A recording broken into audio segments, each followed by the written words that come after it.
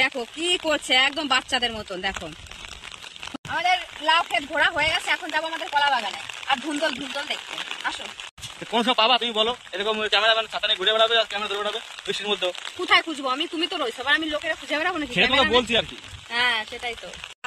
ধানগুলোর কি অবস্থা? সব ধান ছিঁড়ে পড়েছে। বৃষ্টি হয়েছে, তারপরে জোরে বাতাস দিল না, তারপর হ্যাঁ এখানে তো ফুল গাছ ছিল না, কেটে ফেলেছে। নিয়ে যা।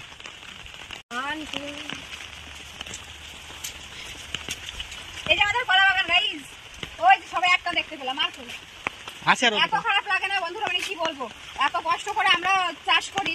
কয়দিন আগে কি মনসা পুজো লাগে না, কয়দিন আগে কি পুজো গেল, যাই হোক কয়দিন আগে 5 কান কলা চুরি হয়ে গেছে। 5 কান কলা চুরি হয়ে গেছে।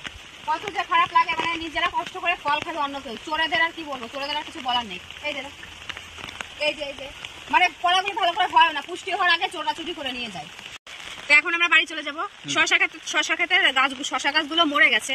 ওই দেখো আমার ক্যামেরাম্যান, শশা গাছগুলো মরে গেছে বৃষ্টিতে, এত বৃষ্টি হচ্ছে এই বছর, সবকিছুই ধুন্দল গাছগুলো মরে গেছে। আমি এখন কলা পারবো, তো তোমরা দেখো কি করে কলা পারি। কি করে পারবো? কি করে পারবা? কি করে পারবো? তুমি আসো এখানে, আসো না, বসো বসো। এই নাও